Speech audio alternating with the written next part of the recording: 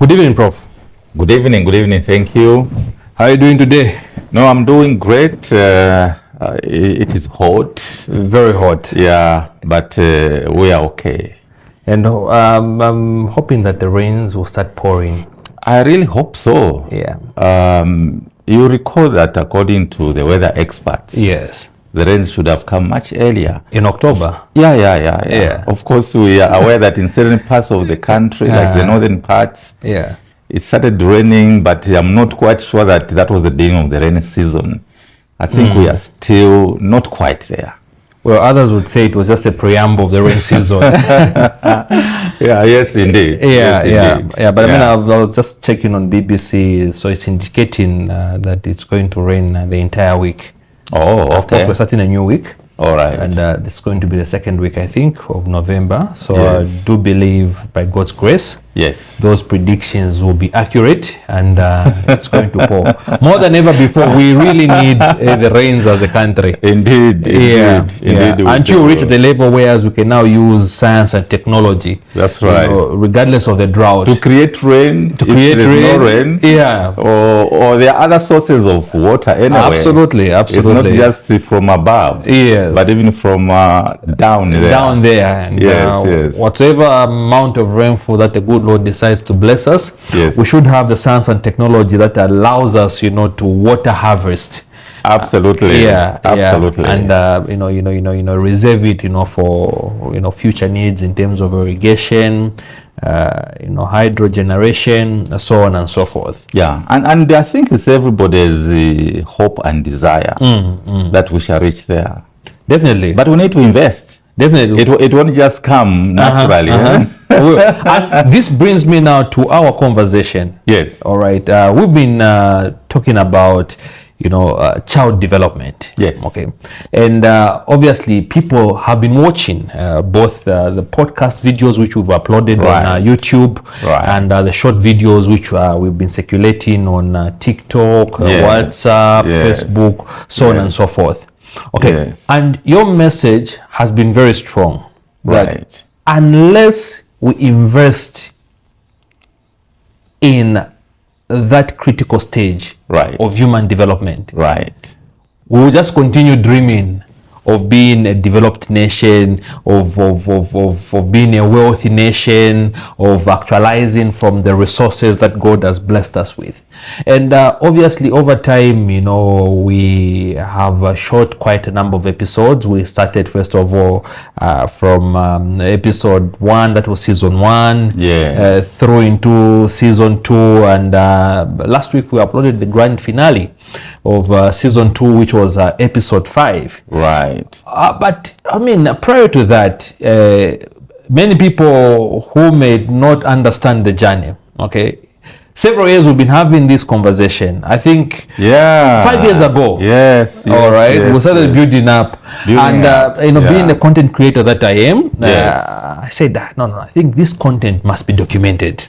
Right. This conversation must not just end up at the dining table when we're enjoying our meal. Whenever me and my wife come to visit you, we have this conversation. I said, let's take this conversation out of the room. Let this conversation not only just be at the doorsteps of our Zambian listeners or Zambian viewers, using the power of social media. Let it transcend and hit every corner of the world, of the globe. To date, I can confirm with you, since I'm managing your content, that the statistics that I usually review on YouTube, TikTok, so on and so forth, it's showing that it's not only in Zambia that this message is being re-echoed. It's extended beyond the African borders. It's extended beyond the global borders. All right. And I must congratulate you. No, thank you so much. I must also thank you for being the producer of this content. It has always been my dream, certainly, that one day, all these things that I think about, things that I talk about, one day, let these things go out of me as an academic person. Yes.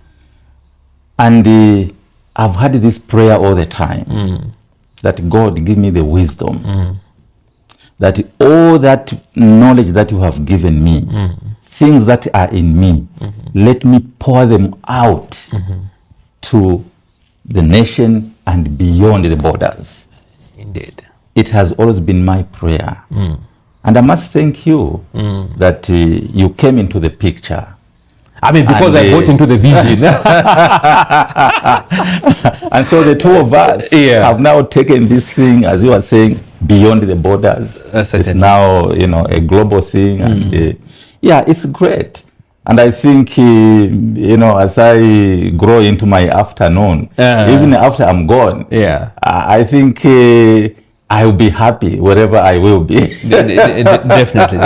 And I mean, we'll continue praying that the good Lord continues granting you divine healthy Thank you. And long life, because what you have started, it's a long but much needed journey that our policymakers, our decision makers, every household, every parent, every one of us, we owe it to ourselves to raise a generation and generations thereafter of responsible, accountable, innovative, creative citizens. Indeed. So in other words, we must raise critical thinkers. Certainly. Critical thinkers. Critical thinkers are what we need in this country. Where, you know, nothing should be impossible. In fact, the good thing is, in science, nothing is impossible. Certainly. But in fact, in everything, because even Jesus Christ himself said, if you have faith, you will do even greater things. Nothing shall be impossible. And you know, as human beings, when we were created by God, he gave us this responsibility. Certainly. He said, multiply, fill up the world. If you go back to Genesis chapter 28, multiply, fill up the world, and dominate the world. Certainly. Be the masters of the air, of the sea, of everything. He gave us that responsibility. You know, this is a huge responsibility. I agree with you. Very huge. That he gave us. Very huge. Have dominion over everything. And the question is, as Zambia and Africa generally, do we have no dominion over everything? I doubt that. The answer is no. That's the straight answer. It's no. We are very, very far from that. And all of us must get concerned. Certainly. With all these abundant natural resources that we have. And the people outside Africa who don't have what we have here. They've reached that point. They've dominated the whole world. And we even go back, we even go to beg from them. Well, in fact, should be the opposite. And resonating with your message, I think I've spent quite a number of years studying scripture, in particular, the beginnings, the book of Genesis, creation, yes. Like you've mentioned, one thing that stands out for me in the book of Genesis, God says, I have created you in the likeness of my image. Okay, I have created you for you to exist just like me. That's number one. So meaning that if God created us in his own image, he blessed us with his mind.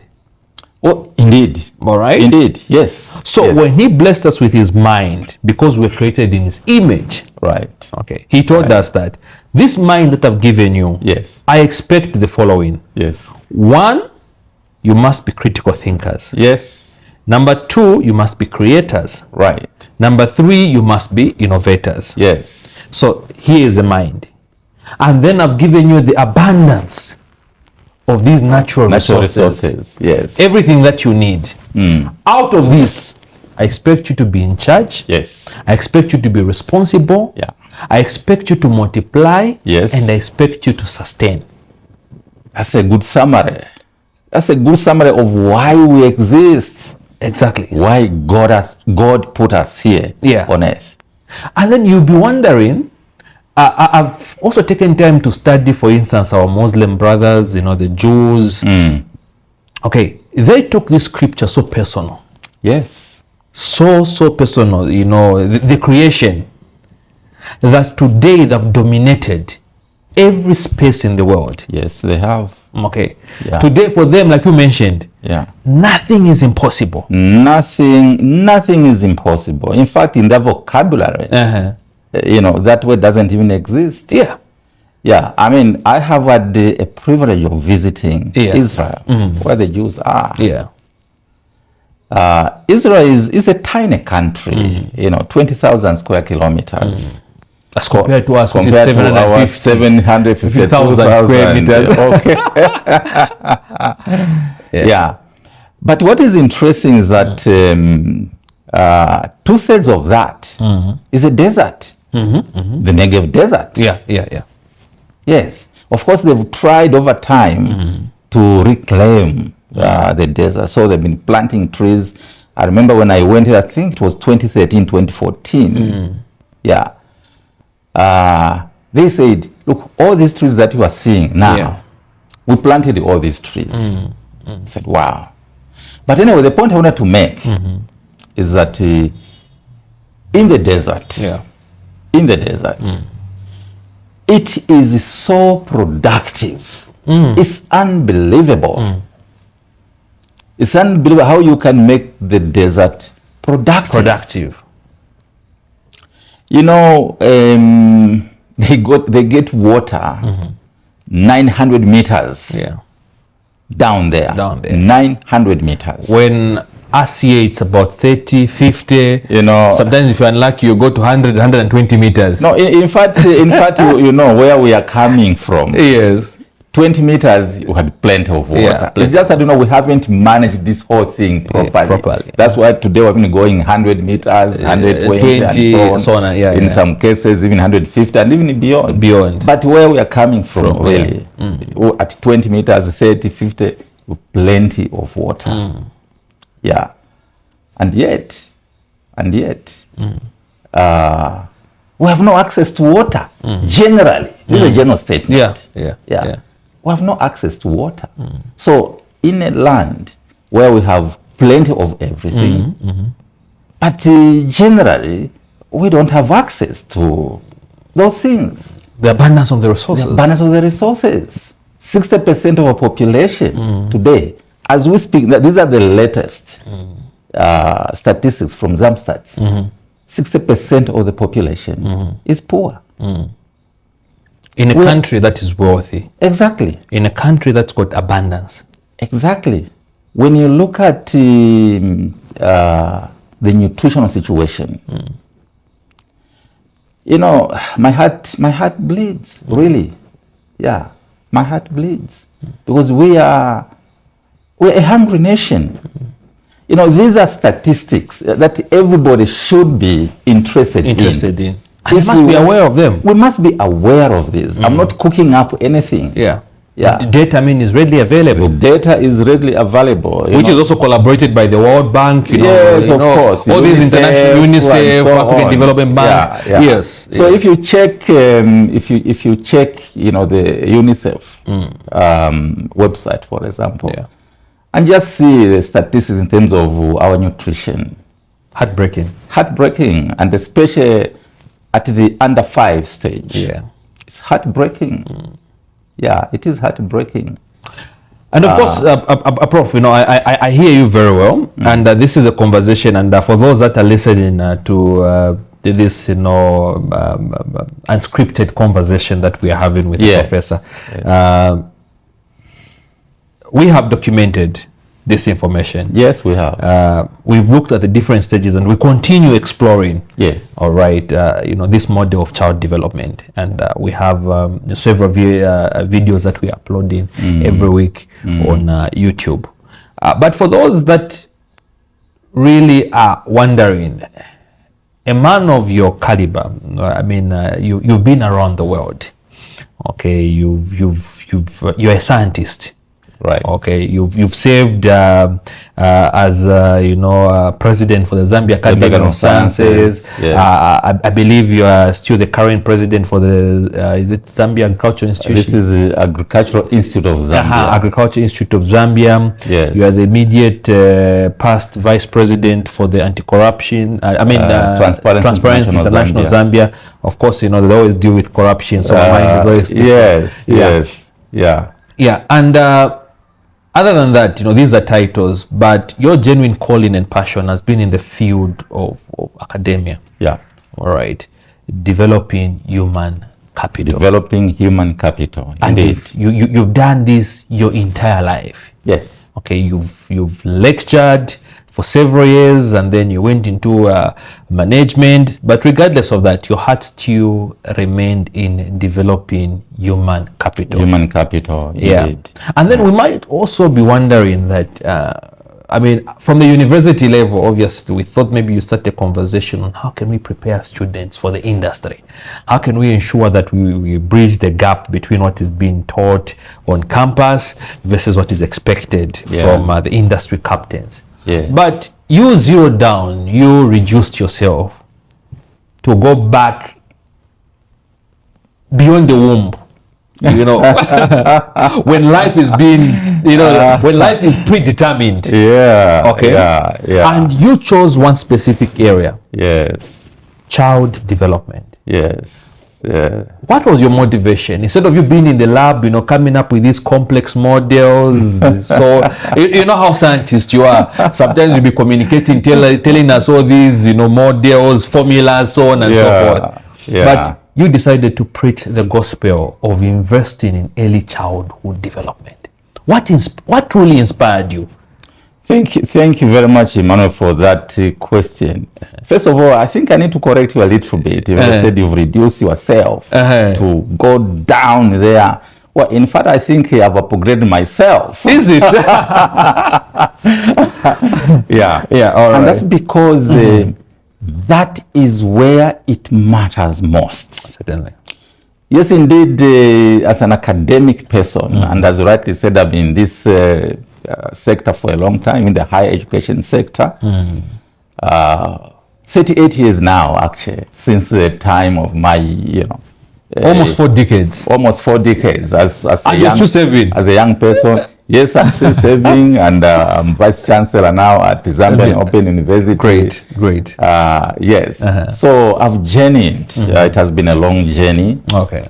But then, sometimes you get inspired by negative factors. And I think this is what has happened in my case. Interesting. When I look back, almost 4 decades ago, and where we are today, I've made several observations. And of course, an academic person, yes, I do research, I'm in the lab and so on. Yeah. But you also make observations. And I've made a lot of observations. And the major observation that I have made is that our higher education sector has deteriorated. In fact, it's public knowledge now. We're all aware of that. We are all aware of that. Yeah, we are producing... it's not a secret. No, it's not a secret. We are producing graduates who are not equal to the task. Yeah. And so I've been asking myself, why are we producing graduates who are not equal to the task? Compared to the time that myself, I became a graduate, and where we are today, there are these students that we are receiving from high school. When I look at the quality, generally, it's not great. And so I ask myself, but why? When in fact we should be advancing. Yes. You see, our friends elsewhere, we are now in another era. There's artificial intelligence, so. Yes. This is another era. We're in an era of digital disruption. Exactly. Technology is at the center stage of everything. Exactly. Yeah. And yet, we're still at the tummy level. Even just satisfying the tummy. It's still a challenge. It's still a big challenge. Yeah. So obviously these are negative factors that I'm talking about. And then, as you mentioned, as the past president of the Zambia Academy of Sciences, I traveled the world over. I rubbed shoulders with the finest scientists in this world. And I saw that they were doing things differently from the way we do them here in Zambia and Africa in general. They are ever going higher. But why not here? We've got a lot of natural resources. You know, look at our minerals. Certainly. Yeah. But minerals there's abundance everywhere. Abundance everywhere. But minerals that we never process. Somebody else has to come and extract them, take them to their countries, and then they process, and then we buy back the same things that we had produced here. Our own copper, our own gold, our own zinc. Exactly. Yeah. So why are we not able to do that? Here we are talking about agriculture every day. Agriculture should be the backbone of our country, and rightly so. But where are we in agriculture? We are not anywhere. I mean, it's nothing to talk about. Yeah.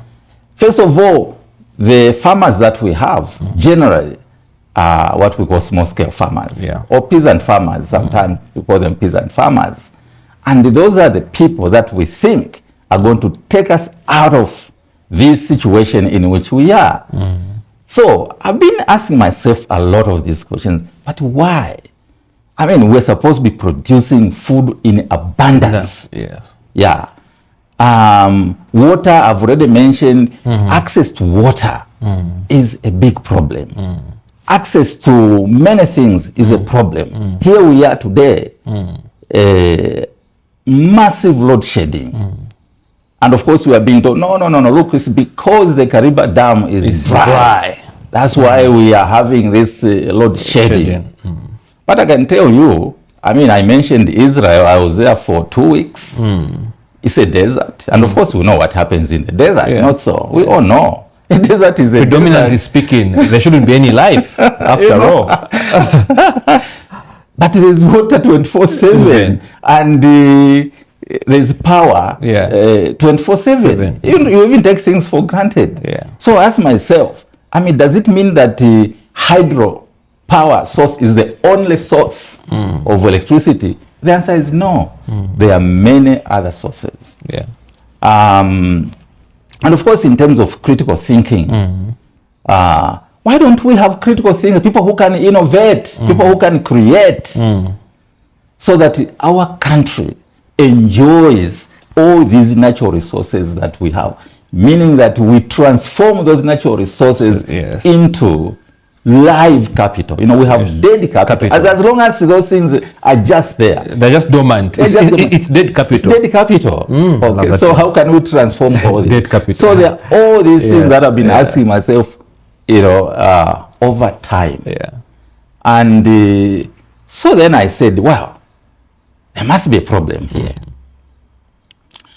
First of all, I've already mentioned about the quality of students that we are receiving in universities. And of course, one might say, well, the high school teachers or secondary school teachers are not doing their job properly. Why are we receiving this quality of students from secondary schools? But you see, digging further, you find that the secondary school teachers are also crying. They're saying, well, the quality of students that we are receiving from primary school is not great. So you go down to primary school. You also discover there that those teachers at that level are also crying. That, well, look, the quality of learners that we are having now is not what we had in the past. Things have deteriorated. So we're exploring the entire value chain. So we're now looking at the entire value chain. Education value chain. Exactly. So what is the problem? Yes, we have these learners who are coming from preschool.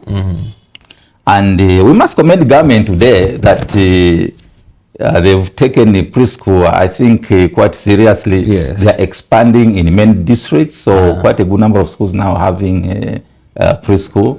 Because in which is ECE? This is e-school. Yeah, exactly. Early childhood education. Okay. Yeah, early childhood education. But of course, we still have the majority of learners who are coming straight from homes. Home, yes. Yeah. Yes. So they don't have that privilege of going to early childhood education or preschool. So they come straight from home. But whether from preschool or ECE, as we call it, or straight from home, we're having those problems. So meaning that at the level of preschool or ECE, the teachers at that level are also not doing a great job. Meaning those who come straight from home. Yes. Meaning that the parents are not doing a good job. A good job. Exactly. Yeah. So do you see now? Yeah. So it's the entire value chain, starting from home up to college and university level. Yeah. And of course, now the big question comes, why? What is wrong? What is wrong? And I think there are many things that are wrong. And over time, I've discovered that, you see, to produce a good graduate at college or university level, the journey begins from the womb. The journey begins from the womb. It doesn't begin when we are born. And I remember the time when you raised that statement, I was like, wow. We thought that the graduate is produced from university. From universities. Far from the truth. And I must tell the nation, yes, and all those watching us or just listening to us, the journey begins from the womb. Wow. Yeah. And some people will tell, in fact, even before the womb, you know, we prepare people to go into parenthood and so on. We begin, you know, the journey begins from even before the womb comes. But then let's begin from the womb, because that is what is visible. People say, okay, somebody's pregnant. Yes. And there's an individual who is growing inside there. Yeah. Okay. So what do we mean when we say the journey begins from there? We know that if we go back to where we started, and you know, as you were giving an introduction, the what God gave us when He created us, this powerful tool, the mind. The mind. Exactly. So it's about preparation of the mind. That's what I'm talking from the womb. Preparation of the mind. You know, the brain is the fastest growing organ in the body. Yeah. And the first 1,000 days, meaning from conception up to the second birthday. Yes. By the time we reach the second birthday, the brain is 80% capacity of the adult brain. Now, Prof, I have to hold you on that one. Yes. And obviously, we're going to pick it up just after our short break. Yes. All right. Because this is an interesting conversation. Yes. All right. Yes. You've mentioned that from the time when that individual is in the womb, yes, up to their second birthday, their brain would have developed up to 80%. Up to 80%. Yeah.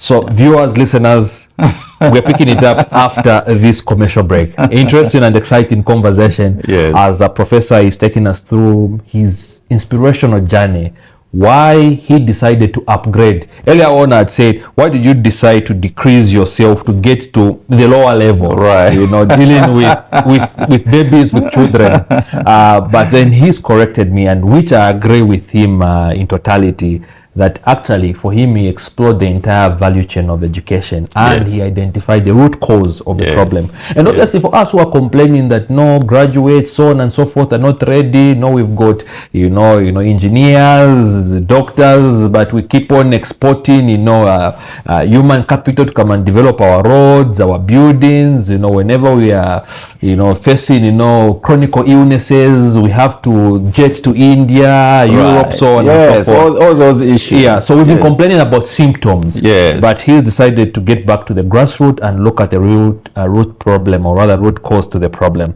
Yeah. So we'll catch you immediately after this commercial break. So viewers, listeners, welcome back to the Child Development Podcast.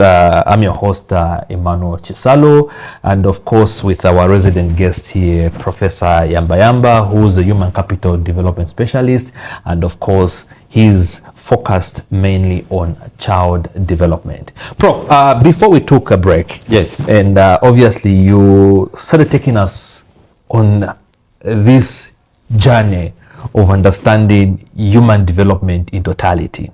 Okay, in as much as we've complained about several problems that we are facing, and obviously what we've been addressing are just the symptoms. Yes, and I'm glad you're bringing that one up. Yes, we talk about a lot of problems, a lot of problems, and sometimes say, okay, how are we going to resolve all these problems? How shall we solve all these problems? Exactly. Well, it looks impossible. It looks impossible. But in fact, as you've rightly said, these are not even problems. Far from it. These are not problems. Whatever adverse situations we are facing out there, they're not our problems. Only one problem, and this is what we're discussing here, is the human capital that we lack. Certainly. And before I cut you, Prof, you told me, and we've had this conversation, so I'm not acting surprised, but the first time when you told me this, I was very surprised. When you said at the age of 2, a child's brain would have developed to about 80% of the adult. Human brain, 80%. 80%. And by the time we are 5 years, it's at 90%. At 6 years, it's at 95%. So essentially, your 5-year-old is not different from you. The only difference, actually, is that you landed on Earth earlier than them. That's the only difference. But of course, the viewers out there, I'm sure they would like to know, what does this whole thing mean? 80% 2 years, at 2 years, is this real? Well, the good thing is science does not cheat. Absolutely. It deals with facts. It deals with facts. And not assumptions. Not assumptions. If there's an assumption, you must test it, retest. Until you prove it. Yeah. So you have your hypothesis right there to prove that assumption. Great. So we're at 80% at 2 years, and of course during this time we're talking of the brain cells or neurons as we call them that are multiplying very, very fast. In fact, by the time we are born, the brain will have about 100 billion neurons. 100 billion. So 100 billion neurons. Yes.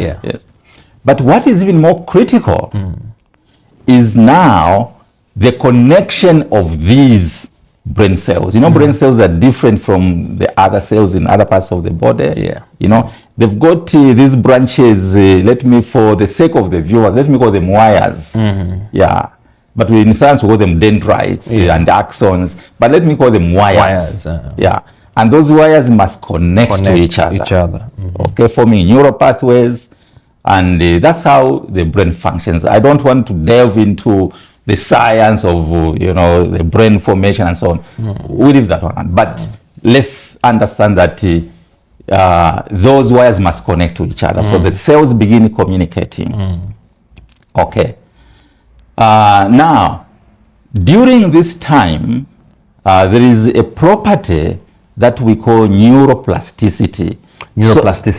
Sorry, I may not have a lighter term for the viewers, but no, we'll take a note to go and check on Google what exactly it means. But it simply means the brain has the highest absorptive capacity during this time.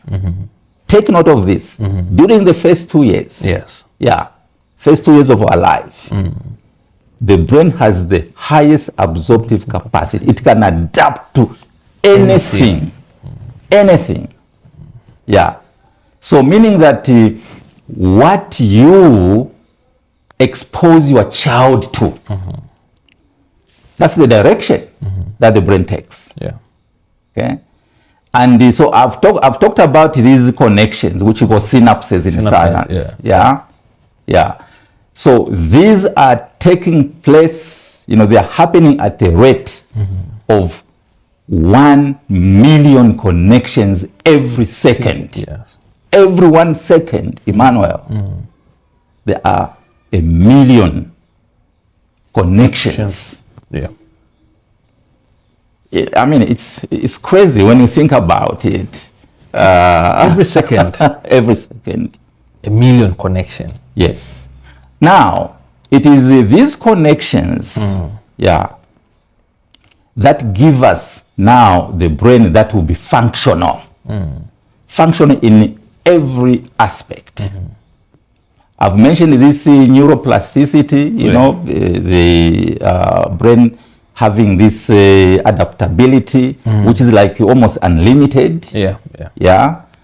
And then, of course, beyond 2 years, things slow down a little bit, but there's still, very high, neuroplasticity. And up to 5 years. And it is during this time, if we take from the conception up to 5 years, it is this time. And unfortunately, this is the only window that we have, Emmanuel. And I want people to take note of this. It's the only window available to us to make this human being be a graduate who will be a critical thinker, who will be an innovator, who will be a creator, who will have no word impossible in his or her vocabulary. This is the only window. Yes. We call this the programming phase. This is the time that we are programming a child. And of course, there are several factors. Essentially, I would say 6 factors. Number 1 is the nutrition. The nutrition that you provide from the womb. By the way, the child feeds from the mother, not so. We all know. And this is why when mothers, our mothers go to the clinic, they're always given that advice. Make sure that you are eating well and so on and so forth. Yes. Nutrition plays a critical factor. Nutrition plays the most critical factor because the cells must multiply to ensure that when we are born, we have 100 billion neurons, and also ensure that the rate at which these synapses are forming or the wiring is happening. To ensure that this is happening, we must have, our mothers must have good nutrition. And of course, when the child is born as well, we continue with good nutrition. So breastfeeding, this is why I say, exclusive breastfeeding during the first 6 months, because breast milk has got everything. And of course, beyond that, when you introduce the child to, solid foods, again, continue providing the best. Proteins, omega-3 fatty acids, and some micronutrients like, iron, iodine, zinc, selenium, vitamin A, vitamin B9, which is folic acid, and choline. These have been found to be extremely critical in the formation. And I hope the viewers, the listeners, are taking note of these critical nutritional elements. Absolutely. These have been found. I mean, all nutrients are important. I should be clear here. But then there are certain, micronutrients, and science has discovered this. Okay, there are certain micronutrients that are more critical. I came across a paper. It's a 2008 paper, scientific paper, where these scientists talk about 3 nutrients. They talk about iodine, they talk about iron, and they talk about zinc. And they said in their conclusion, if everybody in the world had access to these 3 critical nutrients, the world IQ would improve by 10 points. Wow. So it shows how important these elements or minerals are. And the question is, how many of our mothers, given our situation in this country, how many of our mothers have got access to this? When you look at the statistics from UNICEF Zambia, as I mentioned earlier, it's heartbreaking. Because in terms of iron, 58% of the under 5s have iron deficiency. 58%. That's a very big number, 58%. I mean, more than half. Wow. Yeah. Only 48% of the households in Zambia have, I think 53% that have access to adequate iodine. Okay. When you look at other nutrients like vitamin A, 54% of the under 5s are deficient in vitamin A. And the story goes on. 1 out of every 3 women of childbearing age are deficient in iron. So this is, I'm just giving a few statistics to indicate where we are as a nation. So that when we say that, look, we're not eating well. I mean, we must substantiate that. Okay, with the statistics that we have. So these are statistics that are coming. Okay. And it's public knowledge. Certainly. So nutrition is the number one thing. Number one, yeah. And it worries me when I look at the household level, and particularly in those households in rural situations, in high density areas of our cities. It's not so good. Not so good. So we must all get worried. We must all get consent. We must all get consent. Fantastic. Yeah. So I've mentioned nutrition. Yes. Number 2 is the health aspect. The health system that we have. Yeah. How's it doing? Not so well. Not so well. You know, from the time a woman conceives up to the time the child is 5 years, there must be consistent monitoring of how a child is doing. How are they growing? How are they developing? How are they growing? You know, so there must be interventions at every point where they see that, okay, here we need to have some intervention. But I think generally in our situation, our mothers, they go to the hospital or clinic, they get weighed quite okay. Okay, your child is growing okay, and they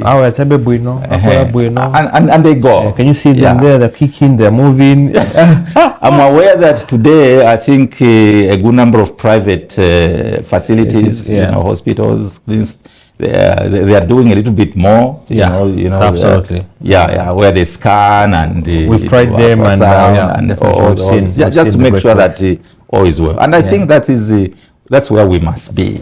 Okay. So that's number 2, the health aspect. Number 3 is the parenting. The parents. You remember in one of the podcasts we talked about parenting styles. Yes. Authoritarian, authoritative, uninvolved, and permissive. You still remember those parenting styles? I can still recall them. You can still recall them. Why parenting?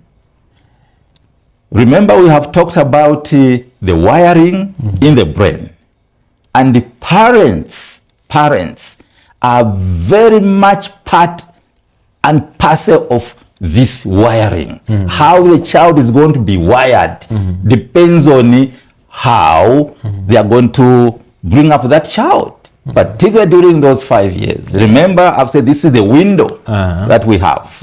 So what is happening here is very critical. If you are an authoritarian parent, meaning that you're a disciplinarian, you want to impose yourself on your child, you want to make sure that the discipline is achieved So in other words, you are harsh to the child, and you know, there's no warm nurturing and so on and so on. Well, you know, all that you are doing is you are actually negating the cognitive development of your child. Yeah. So the wiring gets altered. Okay? Remember that I've said this is the time when the adaptability of the brain is very high. So how you bring up your child, the brain will simply follow that pattern. Certainly. Okay? Certainly. Then we have permissive. Yes. Yeah, permissive, where it's you just give total freedom to your child. Yeah. That they want this toy, you buy. I want to go this anything. Yeah. Well, it's okay. And the Bible is very clear that everything is permissible, but not everything is beneficial. Exactly. Yeah. But you see, we're creating now a human being, you know, who will not have resilience, you know, who will really not be responsible enough. Yeah. So you must set boundaries. There are do's and don'ts. Absolutely. You don't simply say, oh, no, just do anything. No. There must be structure, there must be order. Exactly. And a system. So all that, it's really the brain that you are developing, the cognitive function. Yeah. Okay. Then, of course, as you know, we have the uninvolved parenting. Yeah. These are parents who don't care. You know, it's like, you know, in the village, where when morning comes, you keep chickens, then you go and you open for them. Wherever they go, it matters less. They'll be coming back in the evenings. In their little and when you don't see one or two, you begin now moving around the neighborhood villages, you know, trying to trace where they are. So those are the uninvolved parents. So you can imagine what sort of children they will bring up. It's today, you know, we have junkies, the junkies. Yeah. And junkies don't come, they don't fall from heaven like manna. No. They come from ourselves, and it's getting worse and worse. Yeah.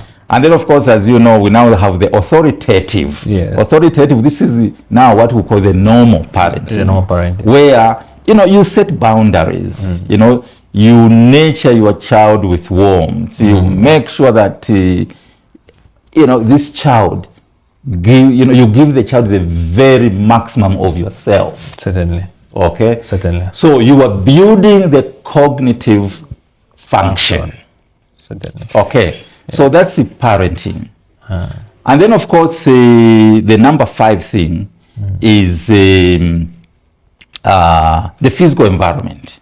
The physical environment that you create in your home, or if you take your child to a daycare facility and so on, the physical environment that they find must be stimulating enough. So in other words, we're talking about stimulating the cognitive function. The child must be curious. Yeah. Create an environment that is going to, you know, create this curiosity in the child. And then, the other thing is caregiving. Yeah, caregiving. Yeah. Caregiving now is beyond the parents. So this is a situation where maybe we have working mothers. When they go for work, there must be somebody to take care of the child. Not so. Yes, yeah, could be relatives, could be people that they employ, as we call them maids, and so on and so on. So the domestic workers. But beyond that, there could be, you know, in other facilities when you go to daycare and the similar facilities, there are people who take care of your child. So in other words, caregivers take over the function of the parents. And so these also are critical, you know, people in the development of our children, the caregivers. And therefore, it is important, it is very important that these caregivers, if it is at home, make sure they take care of them properly. If it is those who are in daycares and other related, you know, facilities, we must make sure that they are properly trained. Research coming out of, you know, some institutions, including some of our universities who are involved in this kind of research, the caregiving in Zambia is not good. That's where we are. Okay. And then, of course, the last thing that I want to talk about is ECE, early childhood education. So remember, I've talked about nutrition, yes. I've talked about health, I've talked about parenting. Then there's physical environment, there's caregiving, and then there's early childhood education. Those who have a privilege of going to early childhood education. Unfortunately, not everybody has that opportunity, but those who do, those teachers, the early childhood educators, they play a critical role. A critical role. Because look, a child is 3 years old. Neuroplasticity is very high. Yes. So they are involved in shaping this child for the future. For the future. And therefore, you need the most highly trained people. The high flyers. Because, look, you are looking at the future of your nation. Certainly. Yeah. And therefore, people involved at that level must be highly trained. Unfortunately, in Zambia and Africa, with due respect, and I've got a lot of respect for our ECE teachers, but generally speaking, and it's public knowledge. I'm not saying something, which is forbidden or hidden. No. Or classified information. No. Yeah. We know the kind of teachers generally who are at that level. Whom do we send to be our ECE teachers?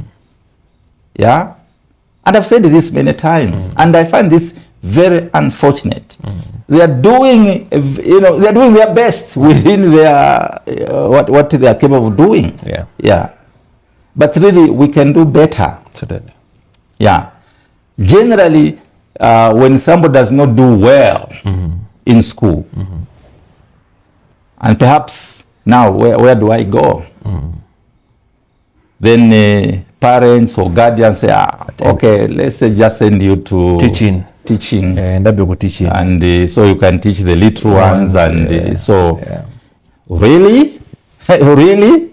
Emmanuel, no. I think we are condemning ourselves. Yes. Yeah. I'm saying, the teachers who are there, they're doing their best within their capabilities. Yes. Yeah. But all that I'm saying is that I think we need to rethink. Remember, this period up to 5 years is the only period that we have, the only window that we have to develop this child into a great critical thinker. Certainly. And therefore, all these factors that I've mentioned, we must have the best of each of these. The best nutrition, the best health care, the best caregivers, the best physical environment. What's the other one? ECE. The best ECE, yes, of course, which we are discussing now. What is the sixth one? So you had mentioned nutrition, health, parenting, physical environment. Physical environment, yes, exactly. Yeah. So ECE. In other countries, Emmanuel, one cannot teach at that level if they don't have the basic degree. So the very minimum is a basic degree. This is the very minimum. In fact, in some countries, you have to have a master's degree. And I've learned lately that elsewhere, you have to have a PhD to teach at that level. It shows how serious you are. Yeah, certainly. Because I keep mentioning you have a very short window to develop this human being. And therefore, we must all take these things. So let's provide the best. The other thing that I want to mention, as I went upon this ECE, is that you have to have a maximum number of learners in a class. Yeah? I'm talking about maximum, not minimum. But maximum. A maximum of 25. Not beyond 25. And in this 25, you don't have one teacher. You have 2 to 3 teachers. You know our situation in Zambia. Yes. I don't need to talk about it. Numbers don't lie. Physical environments don't lie. Challenges don't lie. Exactly. You find you have several learners at that level. One teacher. And the teacher is squeezed in front of the board. They can't even make any movements to monitor, progress that these pupils are making. So on and so forth. Yeah. So those are the factors, and I think it is important that we take these things seriously. So as an academic now answering your question, why interested? Obviously, I must be interested, and in fact, everybody must be interested in this. Each and every person, if we want to build this nation as a great nation, and I mean a great nation, and I'm sure it is our desire, all of us, that we must build this as a great nation. We must build competent human capital. Competent human capital. We just don't have it. And the human capital, when do we build this human capital? It begins from the womb. I'm sure you've connected the dots now. Absolutely, the dots are all connected now. Yeah, so we've understood the value chain. The value chain. From the womb through up to college, university. So these little ones, when they go into grade 1, they're already baked. Emmanuel. They're already baked at that level. In fact, critical thinking begins at that level. They'll be able to begin connecting dots themselves at that level. Dots that, ordinarily would not be connected, but they begin connecting them. And we say, oh, this is an intelligent child. Well, look, it's the upbringing which matters. The upbringing which matters. So they go into primary school, they are baked, and they can begin making decisions at that time. So they go into secondary school or high school. When they come to our universities and colleges, we're just adding a roof on top of everything. This house. More or less like adding icing on the cake that has already been baked. Correct. Fantastic. No, we greatly appreciate you for running us through, and for those that have been triggered by this conversation, thinking that we could have allowed Prof to go on and on. This information is well documented. Please do visit his YouTube channel, Professor Yamba, Childhood Development Specialist, Human Capital Development Specialist. So when you search Professor Yamba, his name is going to pop up, and you're going to find a series of episodes that are mainly focused on this subject matter that we have been discussing. And of course, as we zero down and close, I'm going to give Prof just under a minute why you should follow him, why you should listen to him, and why we should all come together to collaborate and take action on this important message that is sharing that if we desire that sustainable development which results in shared prosperity, which causes our country to be prosperous, causes our country to be a country of innovation, a country of creation, then something must be done. And that which must be done is what Professor Yamba is sharing. Prof, under a minute, why should we follow and listen to you? Oh, in fact, you've already summarized, Emmanuel. You've already summarized. I think all of us must be interested. We want to lead a good life. Yes. We want our country to develop. We want everything that is good for us, the best for us. We want to be a rich country. And that richness will not come until we have human beings who can do it. Remember, it is only human beings. Everything is done by human beings. Each and every aspect of our life, whatever you want to do, is only done by human beings. Today we are in this, AI. Yes, no, but we have now these robots and so on that you can do. No, even those, it's human beings who create those things. So this is a great opportunity for us to take this on and ensure that our country, Zambia, and Africa go in the right direction. Certainly. Absolutely. Thank you very much, Prof. And to the viewers, the listeners, wherever you are watching or listening us, we take pride to thank you that without you, we wouldn't have been preaching this wonderful message. And we believe that together with your partnership, your support, your encouragements, of course, we've been receiving feedback, which is very amazing, very encouraging. And this is the reason why we keep on soldiering, because we know that together, this country is going to be turned upside down and transformed into what it is meant to be, and how it was designed, and obviously with individuals such as yourselves, our children, living purposefully to fulfill their mandate, and that is to develop not only Zambia, Africa inclusive, and the entire globe. Now, until next time, goodbye.